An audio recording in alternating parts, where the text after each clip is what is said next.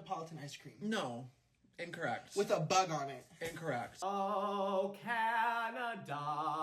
We need to have a conversation, Canada. Well, another season of Canada's Drag Race has come and gone. And can I just say, we were absolutely spoiled this season. Drag excellence, drag kings, Van Gogh, trans icons, Idgeball divas, Van Gogh. Season 6 of Canada's Drag Race has been the talk of the town, and today we're gonna talk about why. You see, this season was not just made in a vacuum. In fact, the road to get to this very moment has not just been bumpy, it's been a complete saga. LEGO Canada's Drag Race, the complete saga. Use the Force, Perla! Hi, my name is Archie Merc, the King of Pink, the People's Princess, your reigning girly pop champion, and honestly, it's been a minute since I've talked about Drag Race on this channel. To be quite frank, All Stars 10 really burnt me out on my love of Drag Race. I left that season feeling quite disillusioned, but when I heard season 6 of CDR was that girl, I knew it was time to lock back in.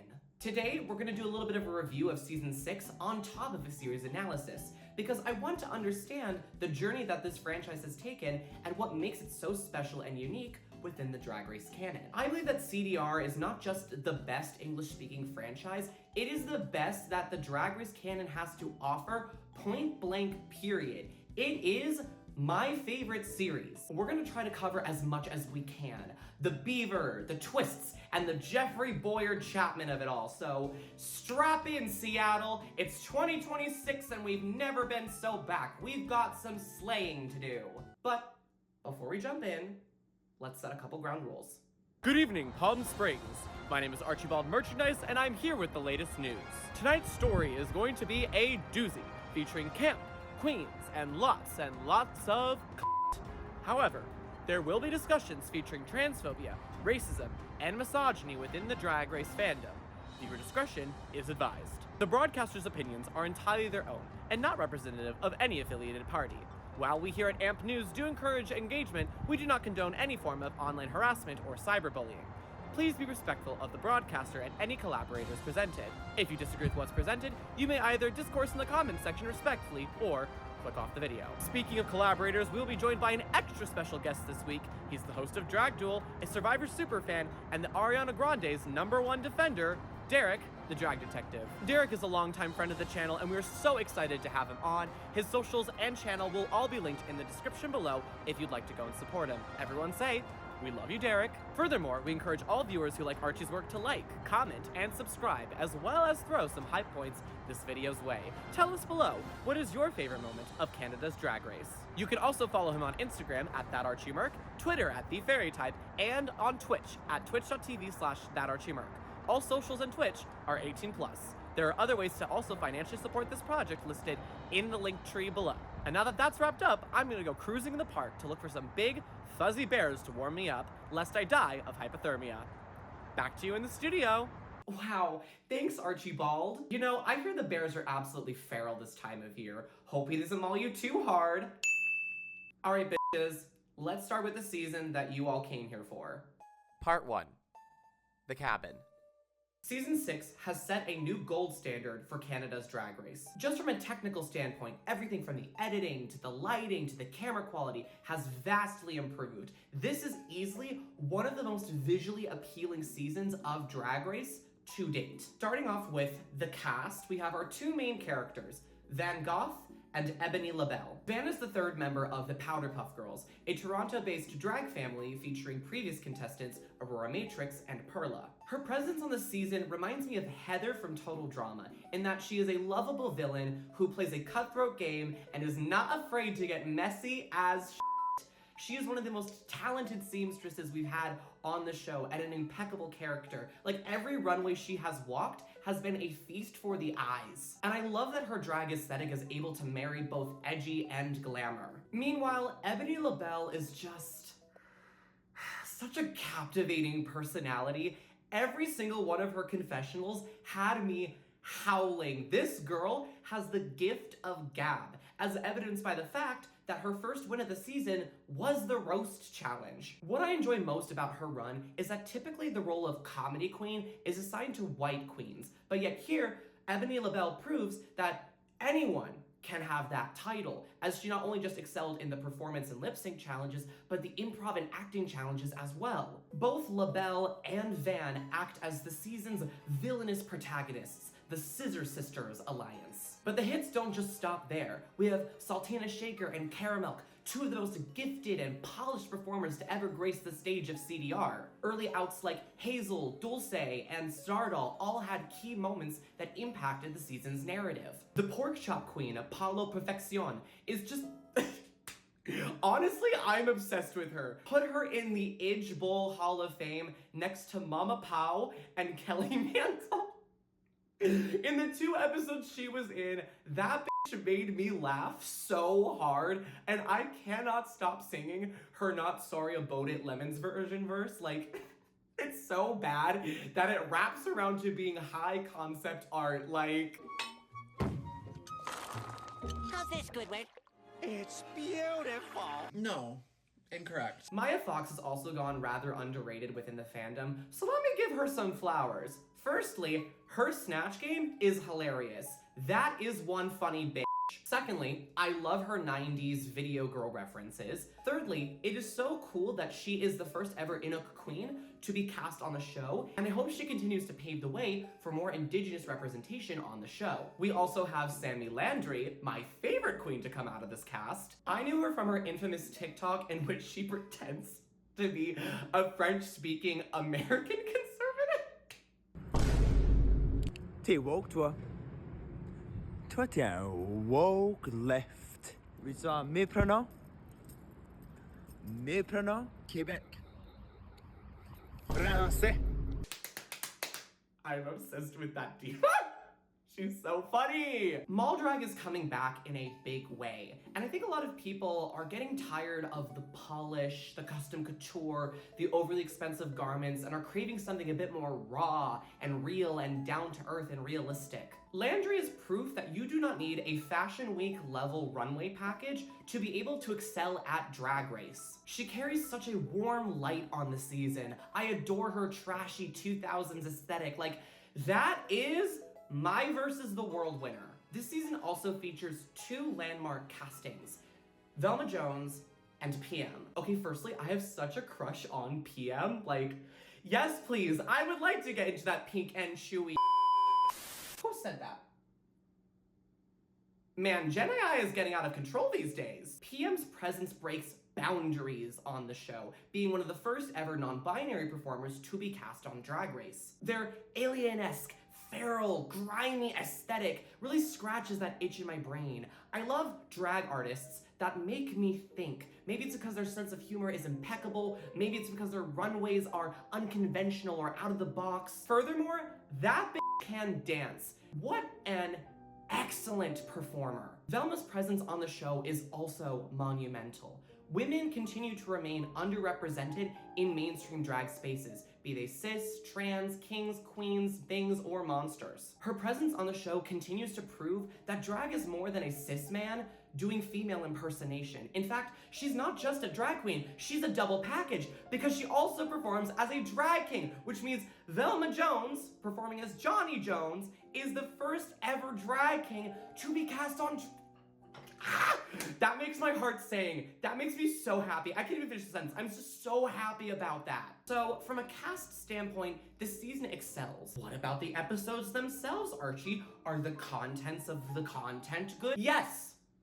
And I'm so glad you asked. These girls ate this season up. The premiere is further perfected from season 5, as they keep the judging of the entrance looks, the verse performance, and the final runway presentation, but just only highlight the top 5 of the week instead of doing a top 3 and a bottom 3. I really did enjoy Lemon's cameo, and this is easily one of the best remixes we've had since season 2 of Canada's Drag Race. Episode 2's acting challenge was really cute. I like that they let the queens write the scripts themselves, and Saltina Shaker had a phenomenal winning performance. Episode 3 is where the season went from good to great. Bringing back their signature creativity, CDR decided to give the cast a choice. You could either do a design challenge or the snatch game. I'm always in favor of giving the cast more agency, and it was really great to see each of the cast members, for the most part, pick challenges that they knew they would at least somewhat excel in. Because what that does is it leads to better outcomes and memorable performances overall. Episode 4 featured the return of the reading battles, and while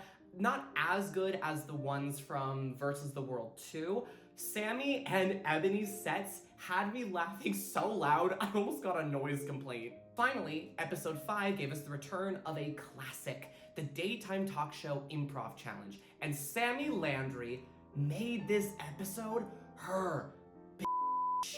I stood up and clapped, just standing ovation by myself in my apartment, all alone, for Sammy Landry when she won this challenge. Overall, the performances this season within the challenges have been memorable and iconic, even the losing ones. Furthermore, the drama has also been top-notch, especially thanks to the inclusion of the Golden Beaver format. On the one hand, you have girls like Van or Ebony who are playing a more cutthroat strategic game, and then on the other, you have queens like Velma or PM or Sammy that are playing a more fair track record-based game, and this creates for very interesting, fun dynamics. Never have we seen alliances matter so much in the Canadian format. I've been at the edge of my seat every single episode. The runways, the drama, the performances, everything is at like full tens. Please introduce yourself, my friend.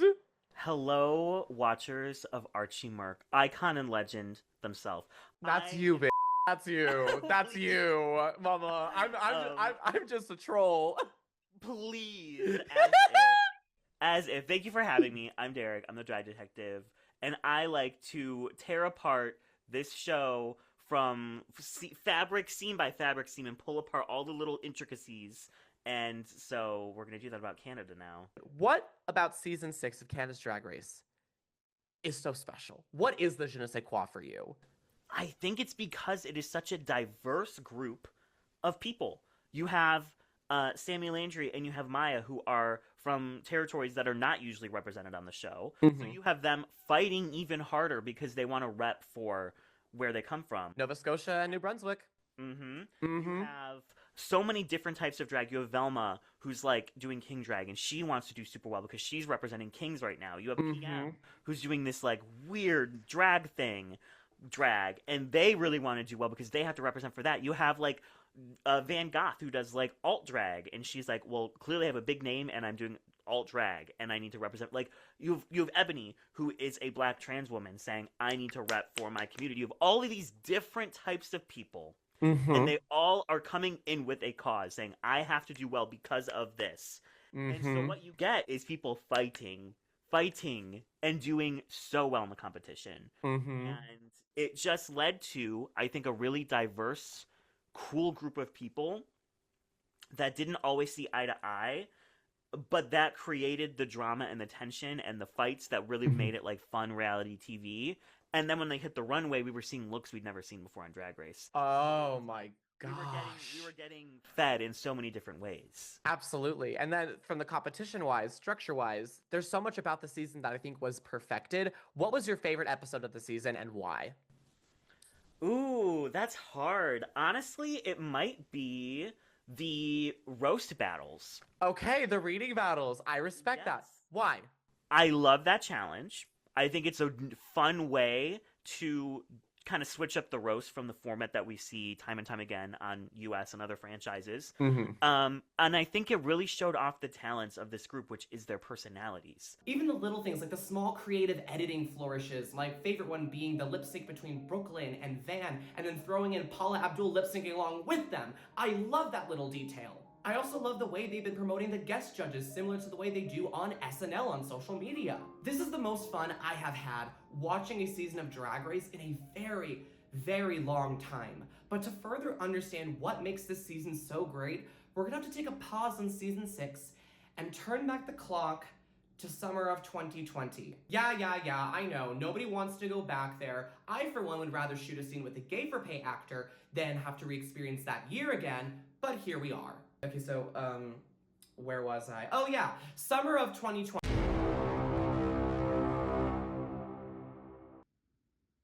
What? This is what my summer of 2020 looked like. Masking and depression. At least y'all know I wasn't an anti-masker or an anti-vaxxer. Part 2. The Frost. So, season 1 of Canada's Drag Race is an iconic train wreck. It is simultaneously both the best and worst season of all time. There are so many things going for it, and yet every other episode made me want to rip my hair out. Let's start with some positive notes. Season 1's cast is stacked. Truly, it is the creme de la creme of Canadian drag. You had huge names in the cast going into the season, like Kine, who had a massive social media presence from teaching people how to style their wigs and about math? We love a woman in STEM. You also had Priyanka, who out of drag was a children's television host, and Tainomi Banks, who had a massive reputation within the Canadian drag scene, especially in Toronto. I mean, Miss Girl was a backup dancer for Deborah Cox? Hello? That girl stays booked and blessed. I know that's right. And of course, Rita Baga. Now, if you don't know, Rita Baga is probably one of the most famous drag artists in all of Canada, especially within Quebec. I mean, I've seen people describe her as the RuPaul of Quebec, and I can see why. She has developed a massive name for herself within Montreal nightlife. Plus, she was featured on documentaries and game shows before going on to Drag Race. Baga has been one of the most influential Quebecois queens, and this is important context because I do think it explains why the season panned out in the way it did. Outside of the bigger names, we had queens like Scarlett Bobo, Lemon, and Kiara, all of whom excel at drag and became massive fan favorites and did well within the Drag Race format. Even early outs like Anastasia Inakwe and Juicebox made impacts on the overall season's narrative.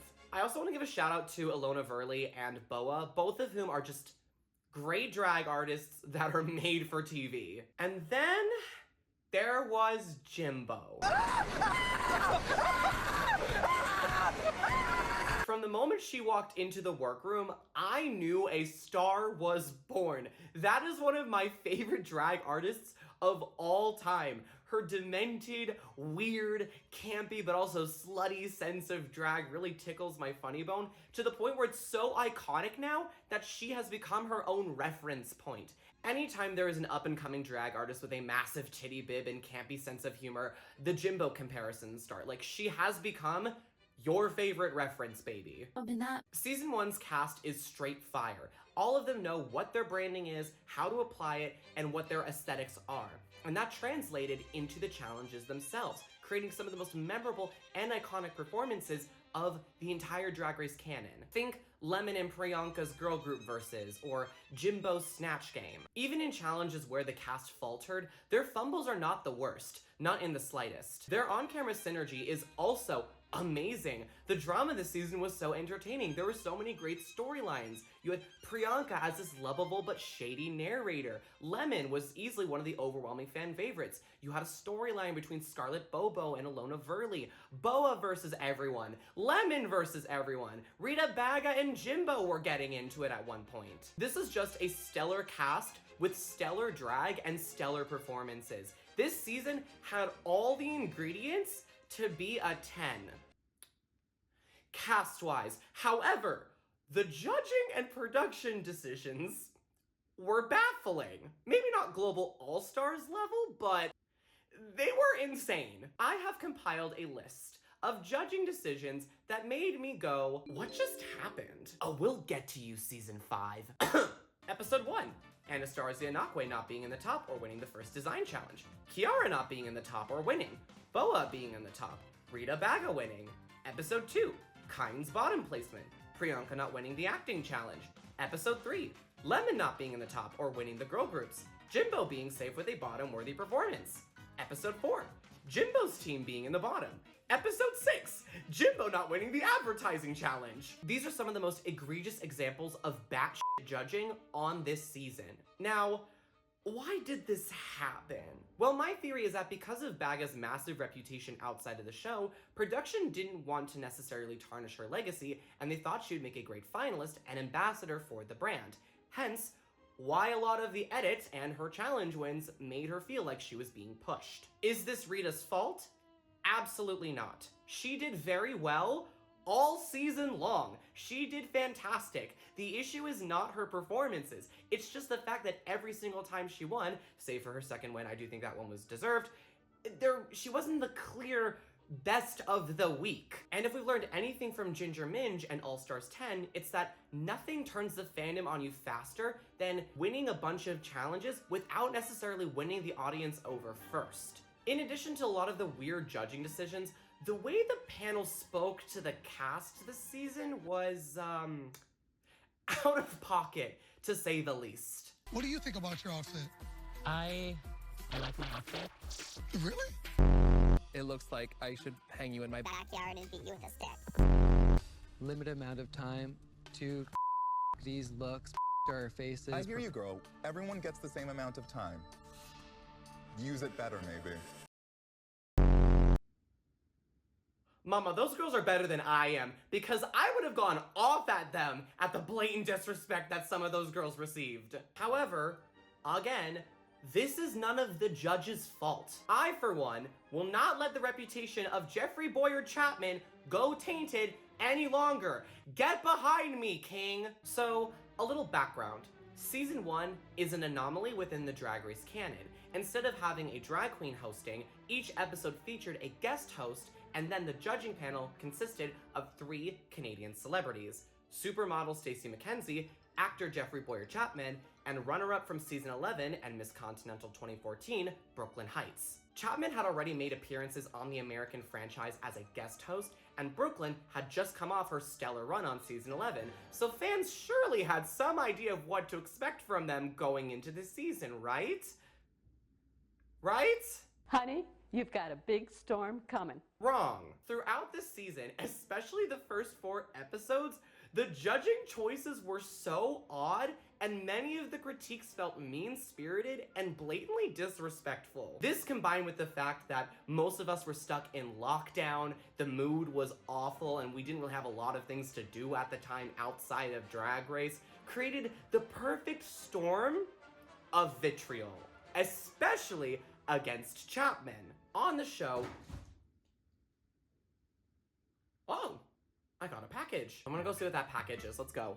Alright, I got a new package, everyone. This is also what my summer of 2020 looked like.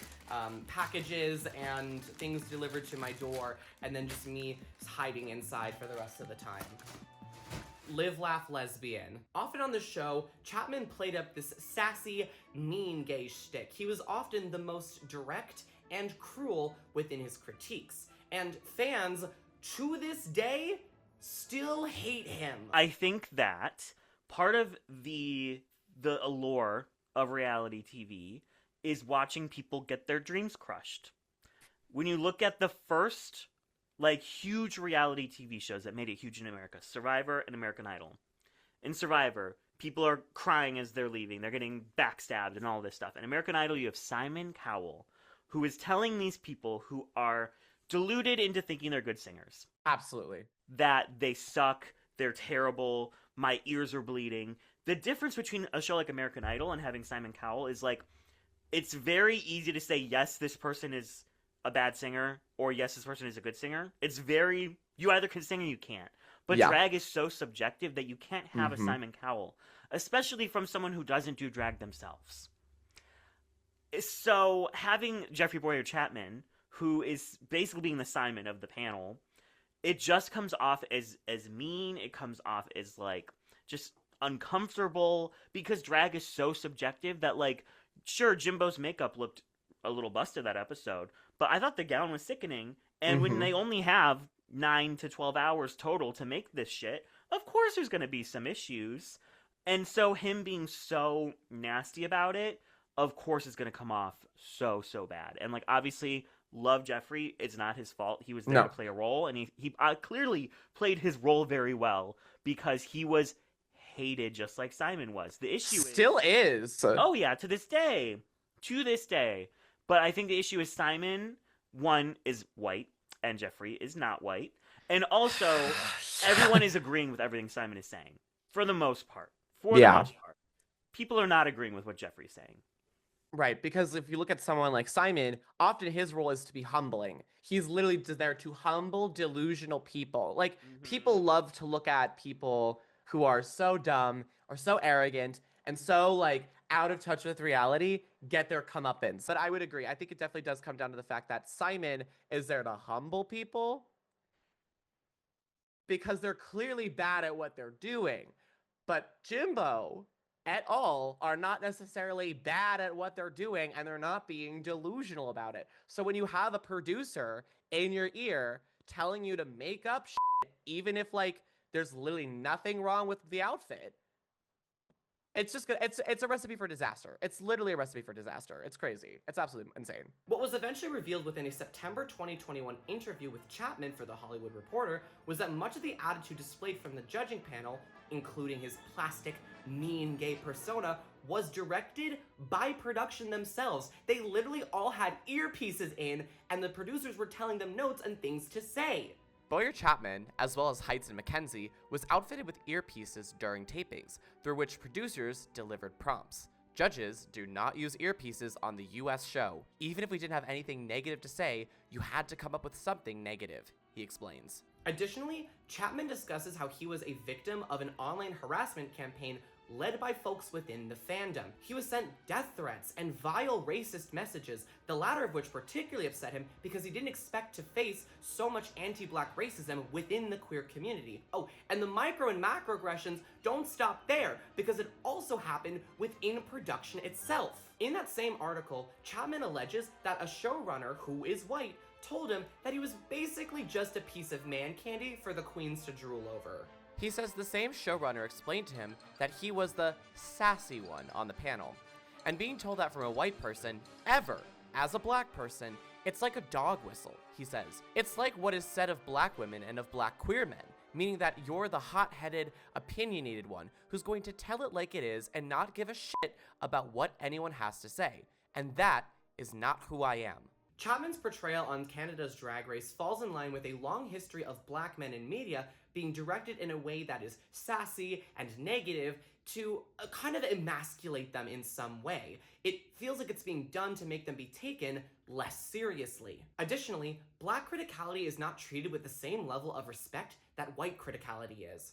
Whereas Brooklyn can get away with saying, "I want to beat you with a stick like you're a piñata," and fans wouldn't even bat an eye, maybe even celebrate it, Chapman's criticality was not treated with the same level of respect within the fandom or framed that way within the edit of the season. In fact, black criticality is often dismissed as sassy, crass, or unintelligent. And this is not Brooklyn's fault, but rather the fact that producers and the Drag Race fandom kind of have a racism problem. It should also not be lost on anyone that the season was airing during the height of the Black Lives Matter protests, and Chapman himself, in that article, called out the hypocrisy of how a lot of the racist death threats that he received came from white fans with BLM in their Twitter bios. Interesting. Having both Chapman and Mackenzie, who is also black, play up these sassy, over-the-top, mean caricatures of themselves, it's weird. It's very, very weird. It's upsetting that season 1's production was such a disaster. Everyone, including the cast and judges, deserved much better treatment, and that is why it is my least favorite season of the series. Because even though it has a lot of stellar performances and a great cast, I mean, the Top 3 remix is one of my favorites of all time, don't at me, it just is, the production decisions and mistreatment of the main players really, really sours the experience for me. It was like they had so much potential, and the only people that are to blame are the showrunners and the producers, and they squeezed every ounce of potential onto the floor, and then had this deflated little gross balloon thing, and handed that to Brooklyn Heights and Jeffrey Boyer Chapman and Tracy, or what was her name? Stacey McKenzie. Stacey McKenzie. Yeah. And said, "Here you go, have fun," because they had an amazing panel. I thought all three of them were wonderful. Well, the potential was wonderful. When I saw when I saw who they had, I was like, love, perfect. We are so back. We are so back. Yes. When I saw the cast and the promo, I was like, oh, this is amazing. And when the first episode started, you know, the entrances and then the mini challenge when they're like hiking up the mountain. Oh, we have a back to basics design challenge. Oh, we're so back. And then we get to the very first judging segment and I went, oh, that's the girl you are. I knew you were. Like, Oh! I was like, you here were we that go girl. again. You were always that girl. Here we go again. And it was just downhill from there. The worst thing that Drag Race can be is frustrating. Yeah. And it is a very frustrating season to get through. Where in particular do you think those frustrations come from for you? Like when you think about like the cast or the judging in particular, what are like a couple aspects to you that stick out as frustrating and why? I think, and what frustrates me the absolute most about Drag Race is when you clearly see that they had a plan before the queens ever even entered the workroom. Yeah. I think that's disrespectful to the cast. I think that's disrespectful to the people watching at home who are clearly seeing a very different thing happening on their screens than what is happening in the judging and in the storylines that are being given. I just think, like, for reality TV, for reality competition TV to work, there needs to be an ebb and a flow. There needs to be some wiggle room. You have to be able to, like, go with the flow. And I think the best seasons of Drag Race are the ones where, like, you look at who's at the end and you're like, I never would have seen this coming, but honestly work. And for seasons like Canada 1, for seasons like, you know, there's so many I could think of. You look at the end and you're like, so this is very much what they wanted to happen, and they found a way to make it happen whether it made sense or not. And that was Canada 1. Now, I will say there is one thing that really does make it worthwhile in the end, and that is this season's winner. Wait, what's her name? Priyanka! I love Priyanka. She was such a wonderful narrator on the season. Her blend of witty humor, cultural references, and authenticity made her such a lovable character on the show. I was rooting for her from day one. I don't think the showrunners were necessarily expecting to crown Priyanka coming out of the finale, but when I think of winners of Drag Race, I think of Priyanka because she has done the absolute most with her title, touring the world, music, national television appearances, appearing on US Drag Race in front of RuPaul as a lip sync assassin. This girl stays booked. Y'all should absolutely watch this season for Priyanka's journey alone, if not to also understand where this series started. So, going into season 2, Canada's Drag Race kinda needed to change just about everything to keep the lights on. The fact that it even got a second season after its poor reception is nothing short of a miracle. And thankfully, they took that miracle and they ran so f***ing far. Part 3. The Snowfall. Seasons 2 and 3 of Canada's Drag Race feel like a return to form. It's clear that there were many changes made within production to make the experience better for everyone. For starters, Season 2 introduces 3 brand new judges: stylist Brad Goreski, reporter Tracy Melchor, and actress Amanda Brugel, who would act as replacements for Chapman and Mackenzie from Season 1, though it should be mentioned that Brugel only judged for Season 2. The chemistry between these 3 and Brooklyn is so fun to watch and so warm. It really does feel like you're watching a group of friends judge a competition. Speaking of Brooklyn, this season features her taking the mantle as host of the show, and can I just say, she is definitely my favorite host of all time next to Nikki Doll and Mama Pao. Like, I too relate to her in the fact that I am also a beautiful, gorgeous creature that's also a feral gremlin troll. There's a small detail that actually disappears after season 3, in which Brooklyn, while she's saying, "May the best drag queen win," in between queen and win, Brooklyn does like a little like move or says a line that relates to the theme of the episode or just something funny. I kind of miss that detail. I wish she'd bring it back. Like at one point she just dabs. That sent me when I first saw it. Like that caught me off guard. God, she is so iconic. Let's start with season 2, because this in a lot of ways is the actual season 1 of Canada's Drag Race. Much of the season does feel like your average collection of standard Drag Race challenges, but what makes them so special are the prompts that guide them. It's not just a ball, it's a 7 Deadly Sins ball with the top 7. It's not just a makeover, it's a prom-themed makeover featuring teenagers that are queer and trans. Wait, that girl looks familiar. Where have I seen her before? Season 2 of Canada's Drag Race, I think, is designed to show that Canada can in fact do a standard season of Drag Race and do it well. The challenges are fun. Many of the performances are iconic, including the flops. And of course, the cast is phenomenal. This is my favorite cast of Drag Race maybe ever, alongside season 16. Like, it's a tie between this and 16. They're just icons all around. We have a great pork chop in Beth. Hi, Bethsty! We have Pythia, my winner pick from Global All-Stars, and just one of the most creative, talented b****s alive. We have Kimora Amor, who brought such heart and polish to the competition. We have Stephanie Prince, who gave us my favorite Drag Race meme ever. Calling queens by their government name. How are you, Christopher? Christopher? Hi. Please don't call me by that. I don't know you like that. Garen? We have Adriana. We have Ocean Aqua Black. One of the major storylines this season, however, centers around the Brat Pack. They are a trio of drag queens based out of Vancouver, British Columbia, and outside of the competition, they are all best friends. Geometric, Cynthia Kiss, and Kendall Gender all made a huge impact on the season's overall narrative. What I love most about their stories is that none of them feel like they are just the Brat Pack. Instead, each of them get their own fleshed out, interesting edits that are independent from the clique itself. It never feels like a catty group of mean girls a la Relaska Talks. It just feels like you're watching a group of best friends compete together. Eve 6000 was also a great character on the show. I won't discuss her too much out of respect for her privacy and the fact that she's chosen to step away from the Drag Race world, but I want to give her a shout out as well. I thoroughly enjoyed her run on the show, and she was a very entertaining character. And then there is the winner, Isis motherfucking Couture. That is a drag queen. That is a capital D-R-A-G drag queen. Isis Couture's journey was one of discovering confidence. She started out gaining the first win of the season, but immediately fell in the bottom two after that. After giving one of the best lip syncs of the season, Couture basically annihilated the rest of her run.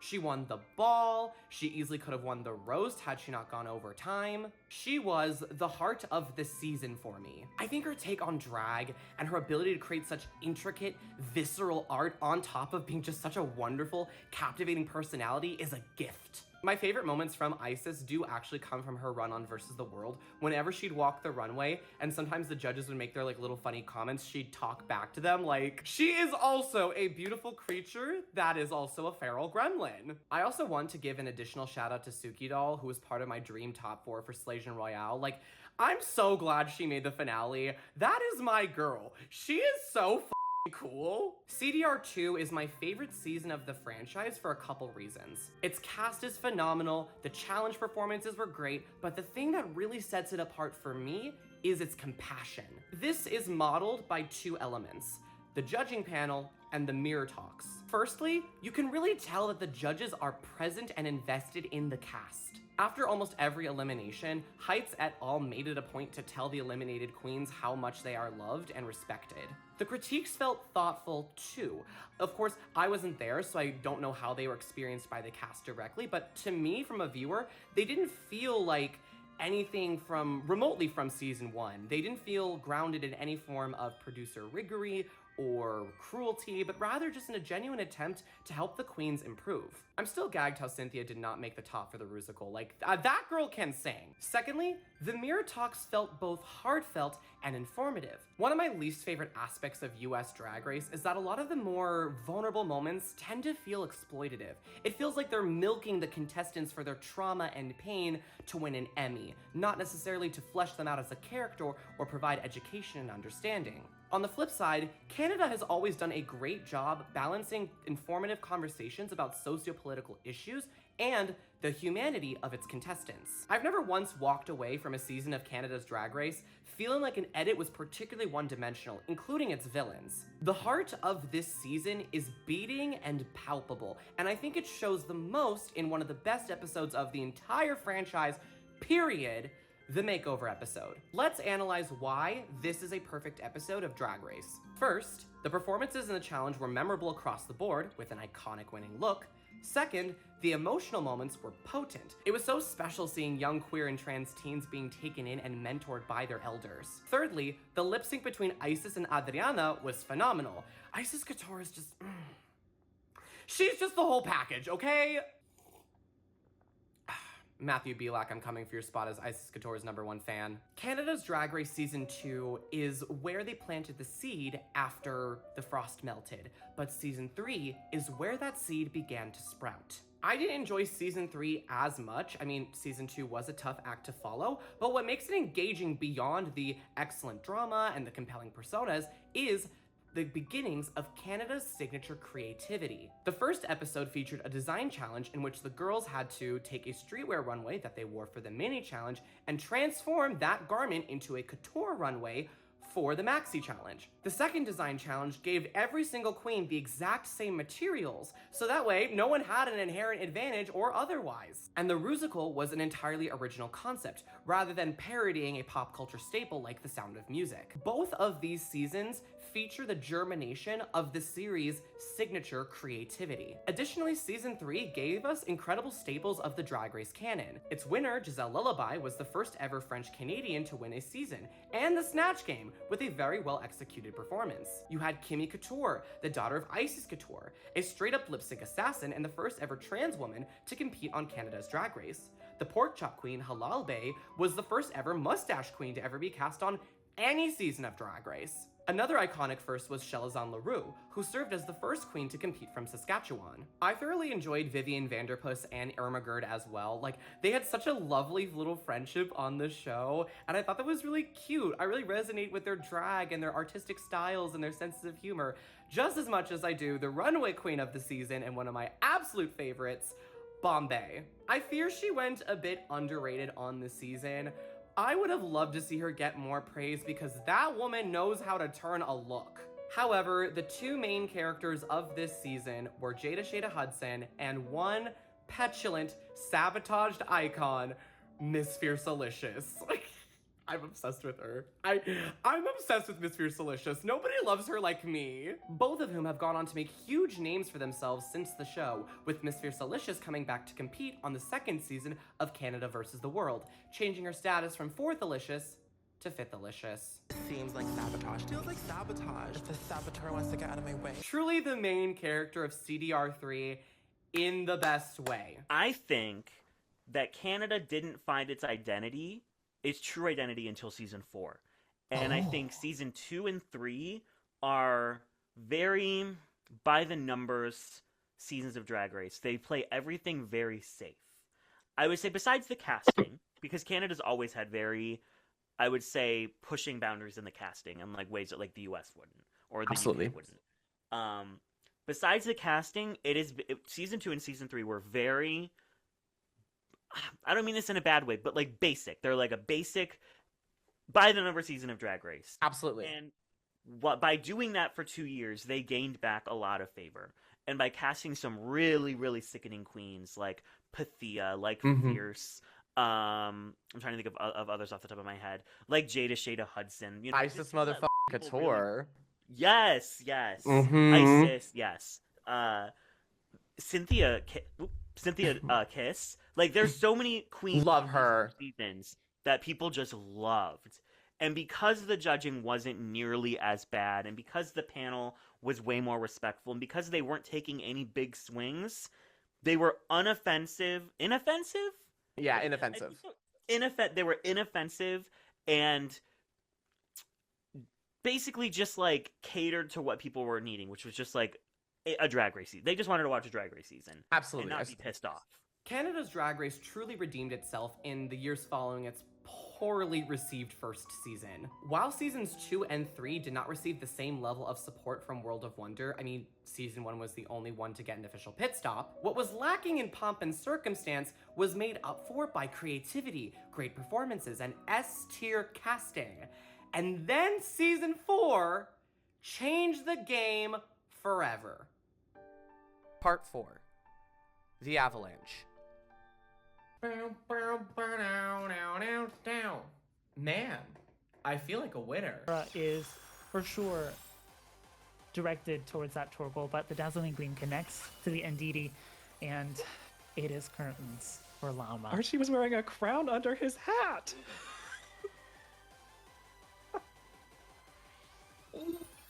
Oh, wow. The championship does go to Archie Merc. Go watch my season, it's really good. I've always known CDR was that girl, but season 4, now that's where things get interesting. For the first time in Drag Race history, Canada's Drag Race broke from tradition by changing the main format of its main season by introducing the Golden Beaver twist. The Golden Beaver gives the winner of that week's challenge the power to save one of the bottom 3 queens from elimination, and this works incredibly well for a few reasons. Firstly, it gives the cast agency over how the season plays out, and the beaver can be used in all manner of ways, maybe to save a friend or an alliance, maybe to put a frontrunner in a dicey position. Similar to the point system in All Stars 10, the beaver gives the perfect balance between cast and production agency. Secondly, it can make for some iconic TV moments, probably more so than the point system, because the beaver can literally make or break your trajectory in the competition. Maybe you have a win under your belt, but if you're not the best lip syncer, well, there's no more points to hide behind. Your ass is going home. Alliances, friendships, and performances matter now under this format more than ever. Thirdly, it doesn't overstay its welcome. The producers at CDR were smart to only keep it in play until top 6, and then return to the original Drag Race format until the end of the season. It keeps things fresh, allowing things to pan out somewhat organically until whittling things down to an ideal top 4. And the Beaver has created some of the best reality TV moments of modern Drag Race history.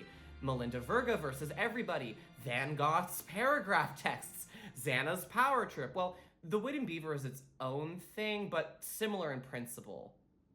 More on that in a bit. Season 4 also included a lot of unique twists to the Drag Race format. Instead of just a runway premiere challenge, it was a ball in which the entrance, mini challenge, and final runway presentations were all judged as a collective package. The Lollapalooza was rebranded to the Lip Sync Slayoffs, and it's formatted in a similar way that US Drag Race does their lip sync tournaments with their eliminated queens at the end of their seasons. The design challenge asked the queens to upcycle a bunch of old clothing from Brad Goreski's wardrobe, and the girl groups featured themed songs, namely one about heartbreak and one about love. What season 4 showed is that after being able to play within the Drag Race space and master the format, Canada could innovate. If you want fresh twists and creative challenges, you go to Canada's Drag Race. Truly, it is just one big laboratory of innovation. Furthermore, a lot of the later seasons took very big swings with their casting decisions. Speaking of, I absolutely adore this cast. Let's dive in a little bit. We first have our winner, Venus. Now, haters might say that she was pushed, but I disagree. After winning the first maxi challenge of this season, that girl did not keep her foot off the gas, proving her versatility as both a fashion queen, a designer, and a comedian. And next to Priyanka and Isis, Venus is probably one of the winners that has done the absolute most with her title from winning Drag Race. And she is the first ever Indigenous queen to win the franchise. I think that's really friggin' sickening. We also have Aurora Matrix, a certified performer. That girl is a dancer, and she was the only queen that season to snatch 2 wins. I love her take on drag, her sharp, stamped mug, her inclusion of her Chinese heritage within her artistry. Y'all better run when she hits that all-star stage. Near Enough is also a phenomenal performer, one of the best lip syncers to grace the CDR stage. We also have early outs like CC Superstar, The Girlfriend Experience, and Luna Dubois. Each of them have their own distinct, unique perspectives on their artistry. Amy Yonsei Chanel was such a fun on-screen persona. Kiki Ko is such a talented designer. Melinda Verga, that's my mother! But if we are gonna talk about CDR4, we have to talk about its 2 landmark casting decisions, Kitten Caboodle and Denim. Kitten Caboodle is the oldest queen to be cast ever across like any franchise of Drag Race at 57 years old. To have such a polished, seasoned performer on the cast who has been within the art of drag for decades is so special. Especially in more recent years, US Drag Race in particular has centered a lot of younger queens, and I think that works to their season's detriments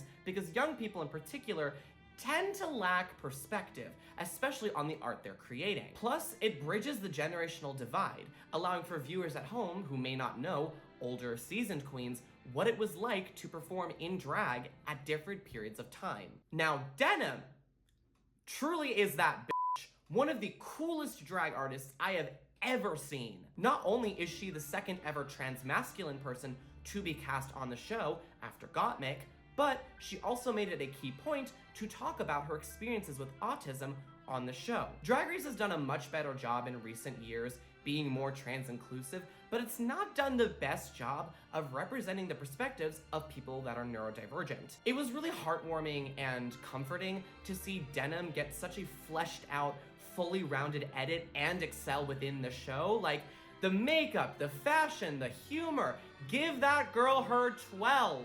What's holding season 4 back for me a little bit is I felt like the caliber of drag and the performances were not really up to par with some of the other seasons. I felt like a lot of the challenges just weren't as memorable, but what makes it stand out for me in the Drag Race canon is its amazing cast chemistry. The TV was off the charts. I mean, you had Melinda Verga's, well, everything. The rivalry between Amy and Nira. I mean, this season was the talk of the town while it was airing because of its drama. I truly think that the Golden Beaver, the way that they did the Lollapalooza on season 4, the cast that they chose of weirdos and psychos and like the Melinda Verga. It was just like everything came together, and it really felt like Canada, after just doing some by the number stuff, found its own voice and found its own, because I mean, I don't want to like shade Canadian drag, but like there's a huge difference between like American drag and UK drag. There's not the biggest difference in the world between Canadian drag and American drag. So it's not the drag itself that's creating its own identity. It has to be something else. And I think by bringing in, Tracy, by bringing in Brad, by having like a really stable, like we know these people on the panel, and by having a new twist that really just worked and created a lot of drama and really refining a lot of the challenges, like the Lollapalooza, it just, everything worked until they crowned a winner. But everything worked. See, this is where you and I disagree, because I think Venus was the right choice. I was a Venus ride or die, but I totally understand the argument for Aurora Matrix. I get that one too. But what I think season 4 excels at, I think season 5 does even better. So let me make my case for season 5 of Canada's Drag Race. Firstly, the performances were just much stronger all around. And while season 4 did have some iconic performances, Nira's Slay-Off's performance, Aurora's girl group verse, I tend to like season 4 more for the drama, the personalities, the cast itself, not necessarily the competition aspect. However, season 5 gives us both. Okay, I've spent enough time putting her off, I know, but we finally have to talk about her. And of course, I'm referring to one iconic Wooden Beaver. Just kidding. I want to gush about Michaela Couture. Never have we seen a former makeover contestant come back to compete on the show. And the storyline of the prom queen all grown up is just, it was so good. What a delightful, delightful run she had. I've been a fan of Michaela's work since she debuted on season 2, and when I heard the rumors that she was on the cast for season 5, I was stoked, especially considering she previously said she didn't want to come back after her experience on Call Me Mother. Should I do a deep dive into Call Me Mother? I know Jack Fed did some videos on that at one point.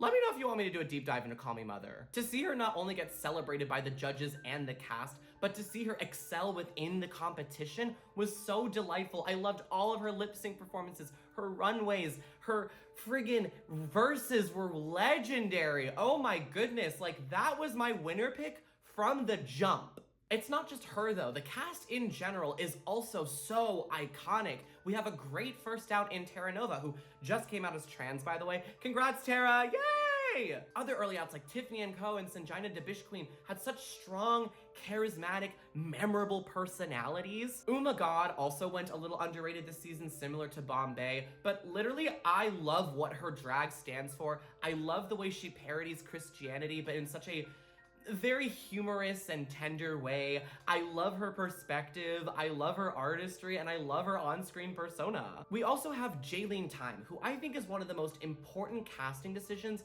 that CDR has made, as she represents both the trans experience and the indigenous experience so beautifully within her artistry and character. She did such a great job bringing this warm, motherly presence to the season. I loved the conversation she led in the workroom as well, and my favorite moment of that season, which is one of the few moments of Drag Race that actually made me cry, was her conversation with Xana, gifting her the Métis regalia that she brought with her. That was just so touching and beautiful. Truly one of the miscongenialities of all time. Stay booked, mother. Speaking of, I am a certified Xana fan. That girl is one of the most well-rounded, fleshed out, interesting villains we have ever had on Drag Race. Like, y'all hype up Melinda Verga's crash out after the design challenge, but for me, my favorite, like, untucked moment of all time in CDR was the fight between Xana and Michaela.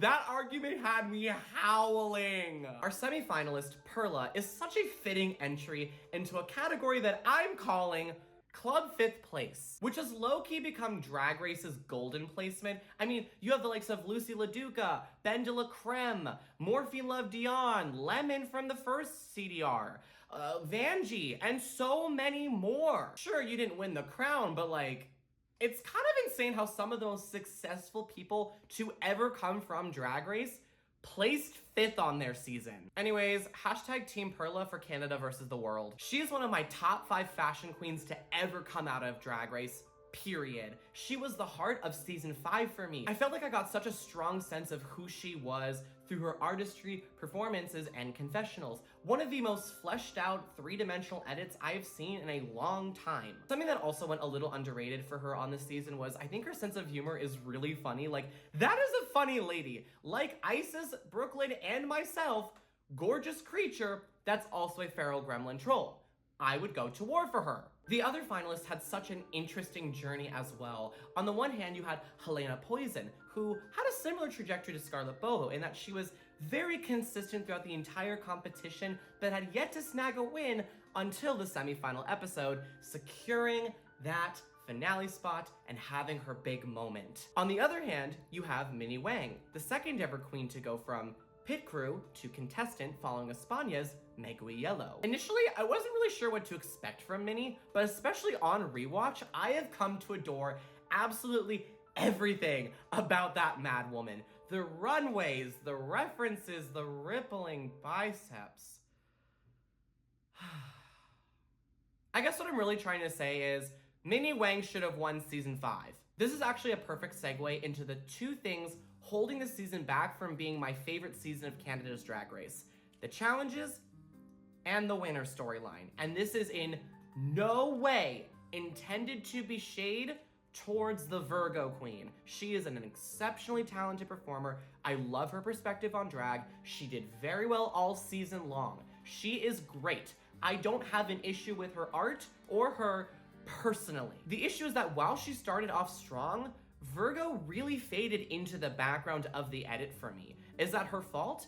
No. It's just that by the end of the competition, Xana, Perla, Michaela, Helena, and Minnie all had so much more screen time and emotional moments that I had a hard time connecting with her. I feel the same way that I do about Virgo's on-screen persona that I did with Rita Baga's. It's not that I think they're bad drag artists. I thoroughly enjoy their drag and their artistry. It's just that I did not connect with them emotionally at all on the season, and it made their storyline to the finale all that less compelling. In Virgo's case, I think it's just because she didn't have the most consistent edit or presence on the season, whereas people like Michaela or Minnie had much more narrative stakes and involvement in the drama and storylines.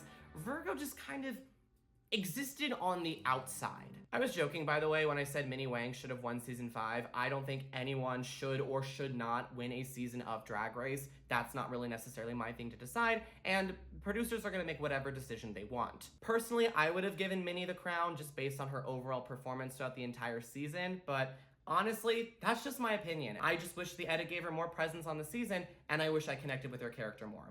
That's really what it comes down to. The second thing holding season 5 back for me are 3 challenges. Not the judging, not the performances, but the structure of the challenges themselves. The 3 challenges are the team slay-offs, the snatch game, and the talk show semi-final challenge, 2 of which are duds. Let's start off with the one that I like the most, the slay-offs. I appreciate the attempt to innovate on the Lollapalooza format by having them break up into teams. I think that's cute. I like playing for points. I just prefer a tournament bracket format for that usually. That's just preference at that point. Snatch Game this season was not good, but for the same reasons that season 14's was not good. Neither one was devoid of humor. In fact, both Snatch Games had funny moments that got completely glossed over by the edit. My guess is that both season 14 and CDR5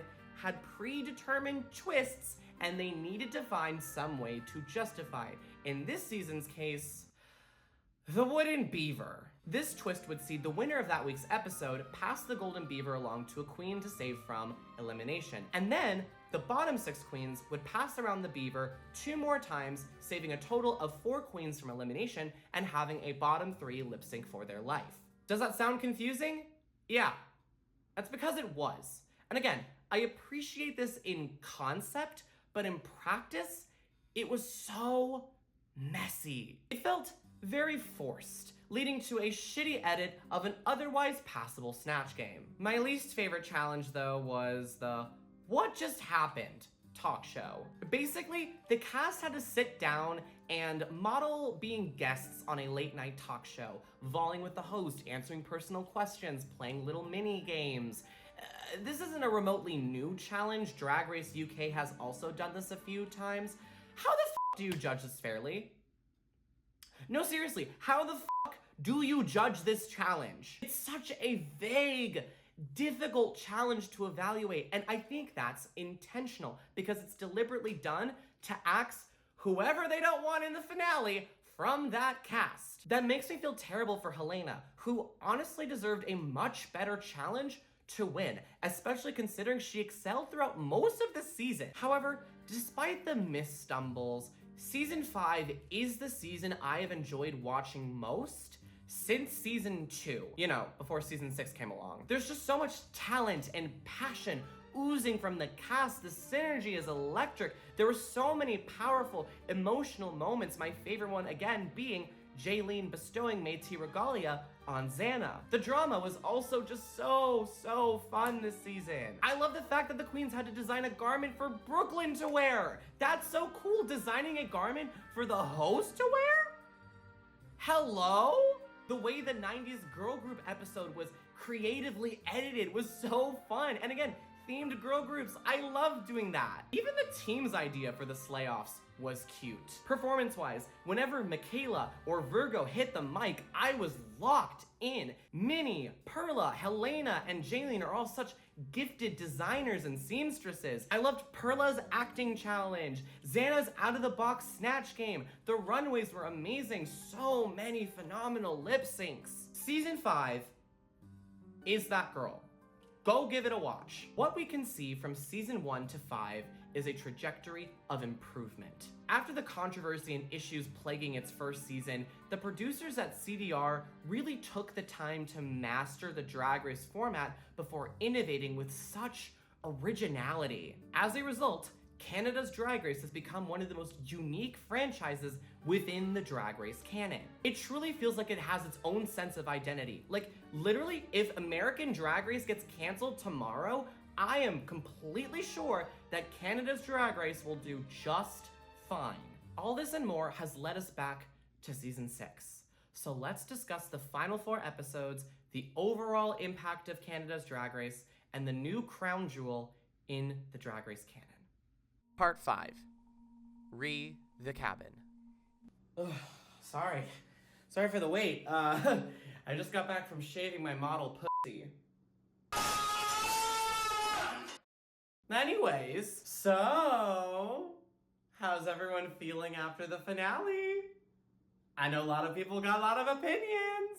Let's talk about the end of season 6. Episode 6 featured the return of the Slayoffs, returning to the bracket format featured in season 4. No notes, honestly. This is like a perfect episode of Drag Race for me, and Ebony LaBelle annihilated all of her lip syncs. The song choices were so fresh, and I love the fact that PM sent 2 queens home using the power of stillness. And also, can we talk about Van's crash out in Untucked?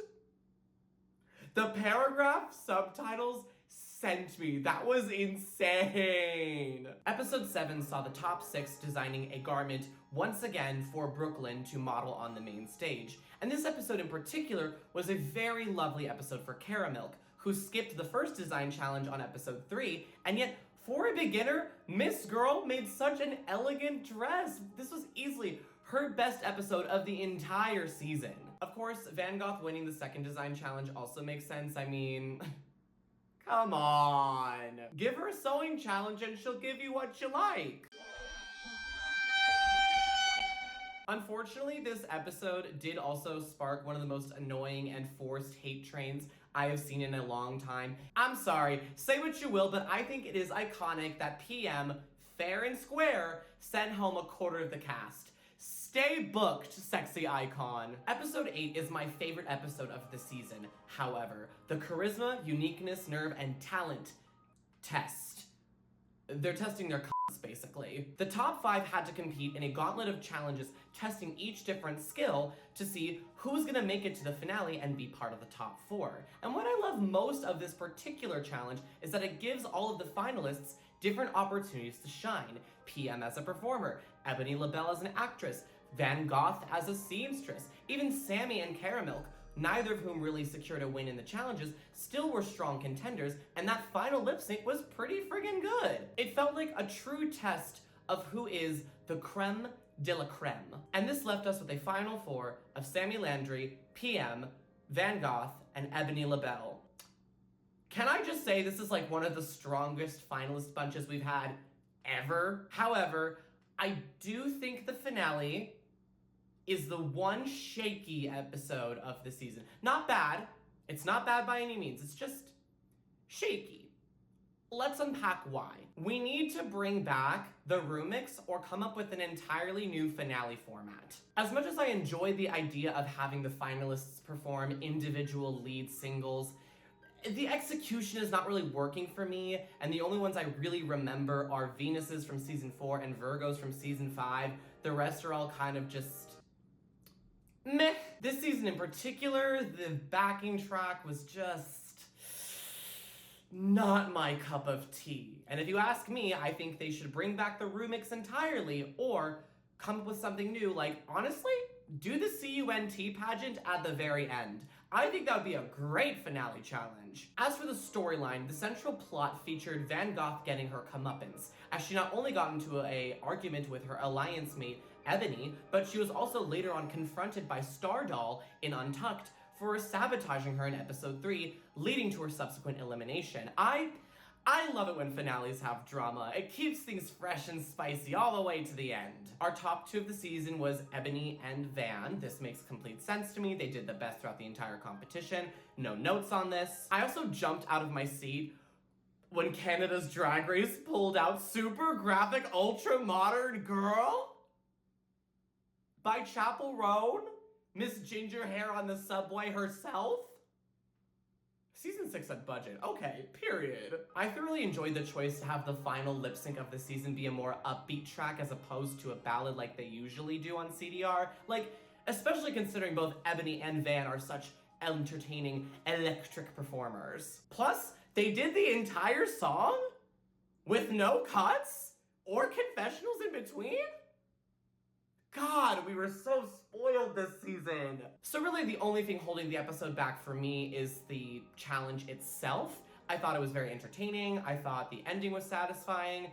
However, the general reception to Van Gogh winning has been lukewarm. Like, I've not seen any hate trains a la Ginger Minge winning All Stars 10, but the general response online has been the social media equivalent of a shrug.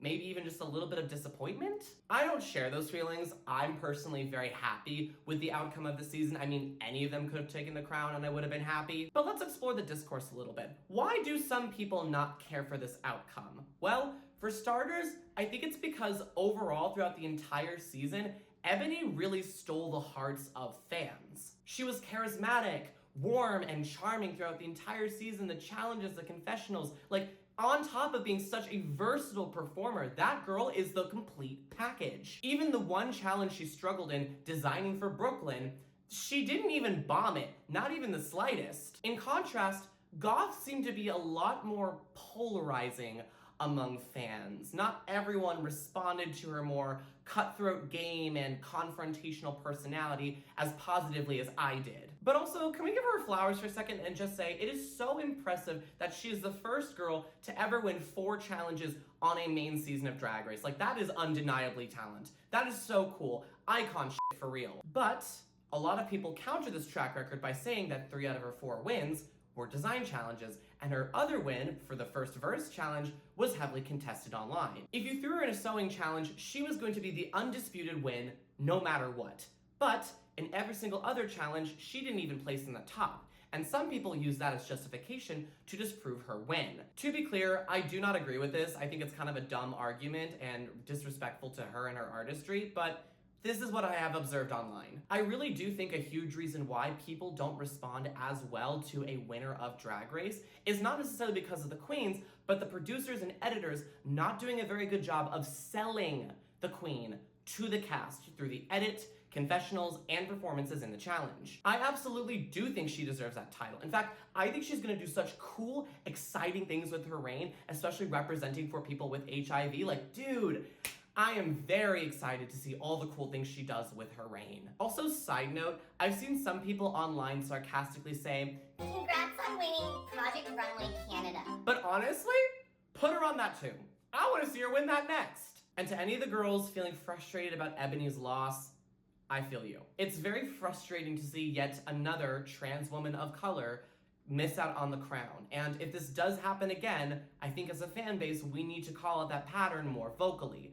However, that girl, I have no doubt, is going to stay booked for the rest of her life. Like, she may not have left that season winning the title, but she left with a passionate fan base and basically a guaranteed All-Stars call. Like Michaela and Aurora, I fear for the day that she hits that main stage for All-Stars. That woman is just the complete package. It's only uphill from here. And honestly, Van Gogh deserves flowers too, because she was such a fun, entertaining character all season long. She brought you the good TV, the cutthroat game, the confidence, the confessionals, the generational sewing talent. I have a hunch that she's gonna do huge things with her title, and I cannot wait to see what's in store for her next. So, what can we learn from Canada's Drag Race? Or more specifically, what can RuPaul's Drag Race in the States learn from Canada's Drag Race? Because let's be honest, a lot of RuPaul-led seasons are kind of on the struggle bus right now. Firstly, they need to take bigger casting swings. US Drag Race in particular feels like they craft their casts for the sake of marketability. As a result, the perspectives on drag aren't as diverse, especially marginalizing more alternative styles of drag, or basically anyone that isn't a drag queen. Casts tend to skew younger, more easy to market.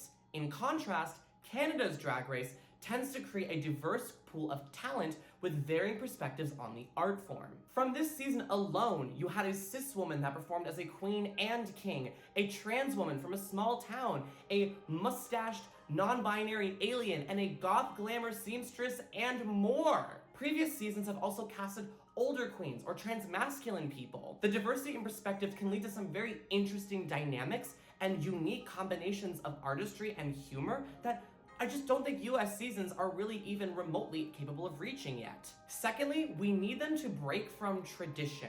And this does fall in line with the previous point, because unfortunately, Drag Race, especially in the States, is very formulaic. It's the same challenges done the same way every single season. And while I do appreciate that season 16 brought the immunity potions out, and that season 17 brought the badunkadunk tank, and then there was the Raid a Queen twist also from season 16, I need more. I need them to do more, especially within the challenges themselves. Like, if All-Stars 12 or Season 19 directly rips the CUNT pageant or the friggin' Pick Your Poison twist from Episode 3, I wouldn't be mad.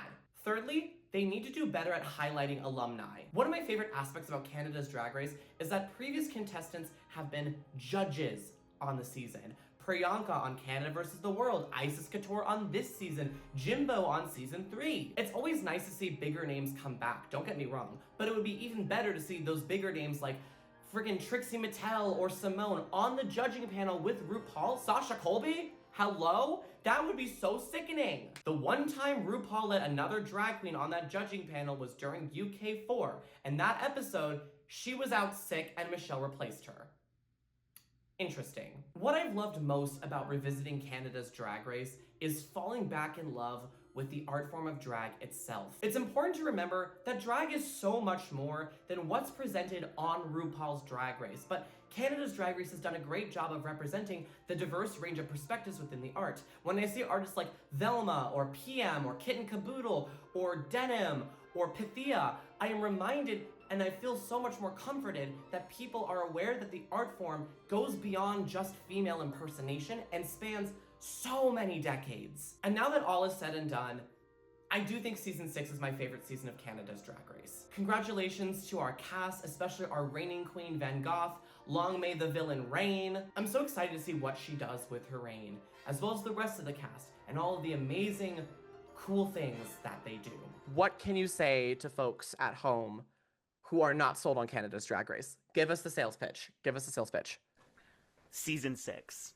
The end. Period. Like, if you haven't watched Season 6, you are missing out so bad. And it's that part from someone who did not watch Season 5, didn't finish Season 3. Like, Canada's not my favorite franchise of them all. I'm not, like, 1,000,000% tuned in. But from the promo, which was a sickening promo, there was something special with this cast that made me go, oh, I need to tune in and watch this. And thank God I did, because it was the season of the year. By far. Like, by Absolutely. far. Absolutely. Especially after All-Stars 10, after UK7, to just have a season that was so fun and real and different, and everyone just brought something to the table. It was just, like, so refreshing.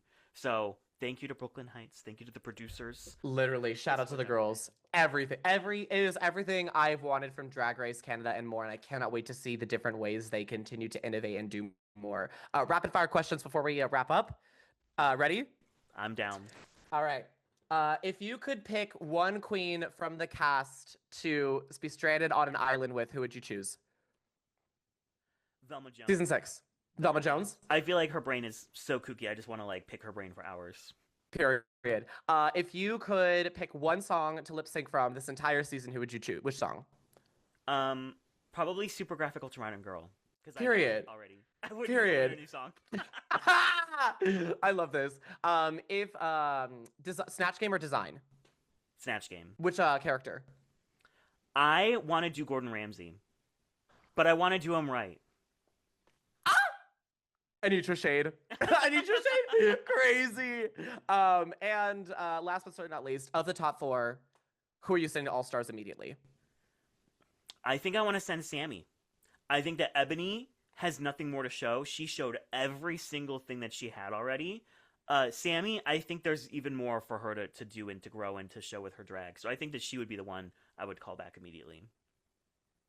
And that's been the interview. Thank you for having me, Archie. Oh my God, I love you so much. I literally live for you. I literally live for you so much.